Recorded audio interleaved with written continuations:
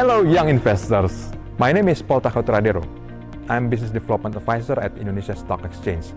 I've been in the company for 14 years. And of course, welcome to BlueTalks.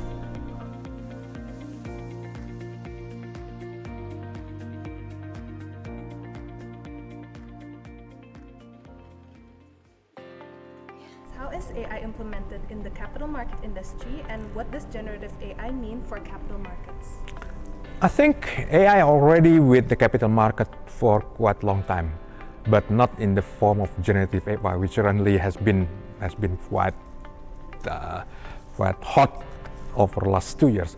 AI in capital market usually in the form of the neural network and also machine learning, because capital market need to deal with the vast amount of information that's moving rapidly and changes rapidly, and capital market need to find irregularities, need to find what's the potential problem. So that's why we rely on AI in the form of the machine learning to see pattern and also to help us on identifying potential problems. So this is something about AI. Of course, this will be continue because since about 10 years ago, the most active investor in the capital market actually machine, something that called algorithmic trading. In the US market, about 80 up to 90% of trade done has been driven by machine. In the case of IDX, it's about 20 up to 30% up to a certain level. So it means, machine already with capital market for quite a long time. But then again, if it's about generative AI, it will be help capital market to become more efficient, and we'll see more product that's friendly to human, that will enable a regular investor or even institutional investor to tap the potential of the financing or maybe investing in a better way than in the past. So I think generative AI could help us into that, and also it will be the most efficient way on dealing with the complexities of capital market. Indonesia's current state is compared to its peers, ASEAN countries, in terms of AI implementation in its capital market? I think Indonesia in the same level with other exchanges in the region. We're the same level with, for example, with Thailand or Singapore or Malaysia or Philippines, or maybe a bit ahead of Vietnam, for example. Because in the form of generative AI, it's quite recent, but in the past, AI has been implemented in IDX in Indonesia, as well as in Singapore on other exchanges for using the technology for example, dealing with documents, or maybe try to find out irregularities in trading in the form of the in this case artificial intelligence in the form of the neural network and also machine learning, because machine can learn faster than have the stamina better than human on dealing with the thousands of hours of information flowing every second. So I think this is a superiority of AI, and I think it's that's for exchange business. So we're not in behind, but also we're not ahead. I think it's in the region we're still the same level. But of course there are also other usage of the artificial intelligence in this case of generative AI. In Thailand, for example, generative AI has been used for translation of documents, because they have their own characteristic in languages and also in characters used. So they use AI for translations in and out of English and also local Thai language. And I think the same things also happen with Vietnam, for example. But then for Indonesia, we're only using AI, currently studying about using AI for translating from Bahasa Indonesia to English. I think that's in general of AI role in the capital market. What are the biggest challenges in implementing AI solutions in the capital market industry? I think the biggest challenges, I think it will be similar with other financial sectors, just like in banking. The critical problem is always about legacy.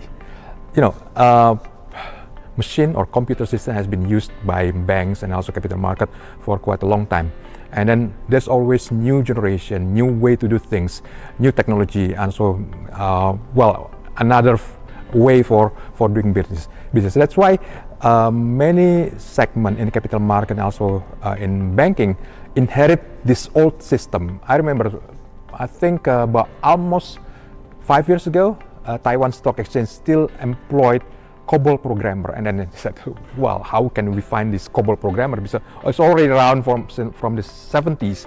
But that's the problems with the financial sectors, not only in the capital market. It means the new AI need to adjust to the previous technology has been left behind, and also need to upgrade themselves on helping solving the problems. So that's what the problem or challenges on implementing AI.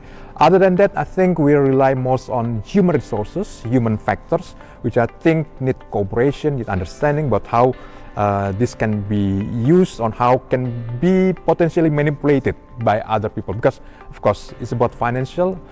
We cannot expect that all of those involved will be people with good intention. You also need to see whether people with bad intention will use the technology to take advantage of the system.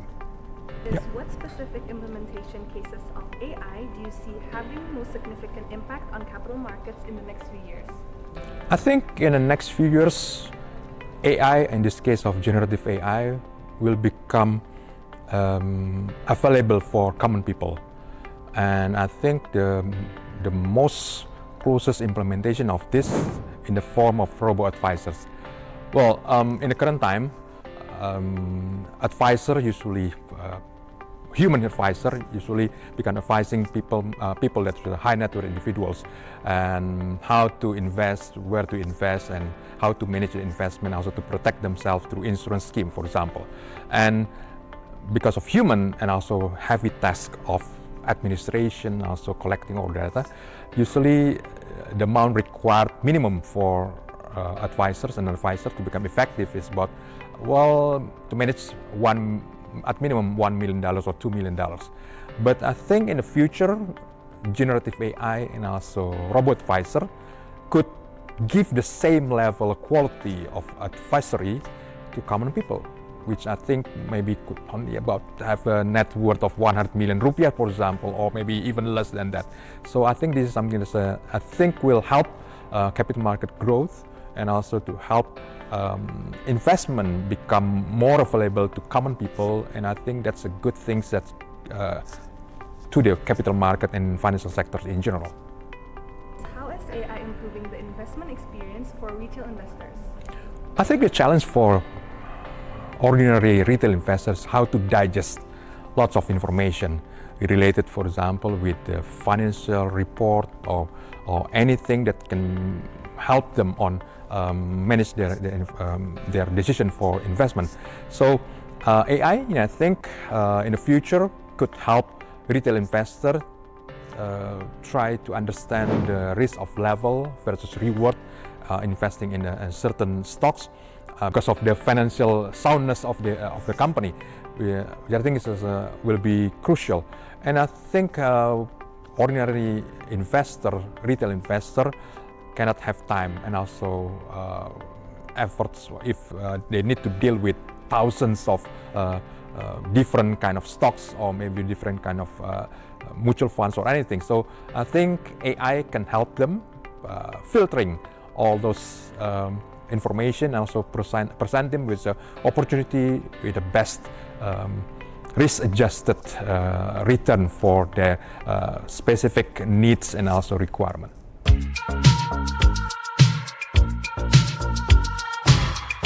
In the future, AI will take over human analyst job in evaluating investment opportunities.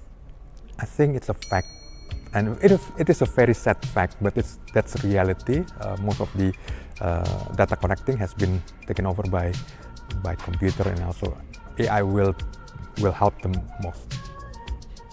Next question, AI significantly reduces the workload of investment analysts.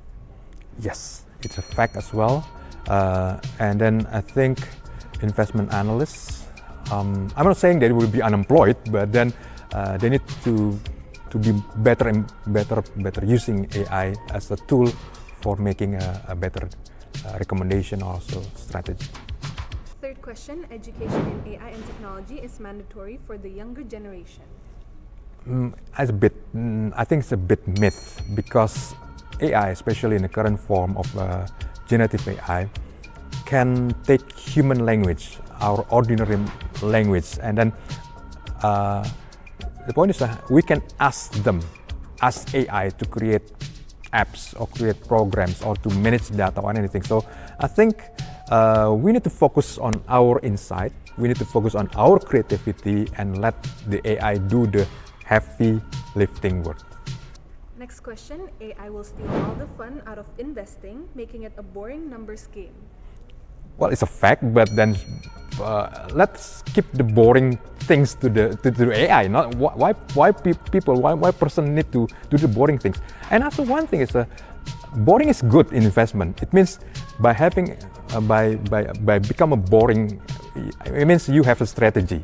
So you won't be influenced by emotional state or anything. So this is something that suits more to the machine, and leave it to the machine. The last question is, AI's accessibility creates a disproportionately equal playing field for investors. No, it's a myth.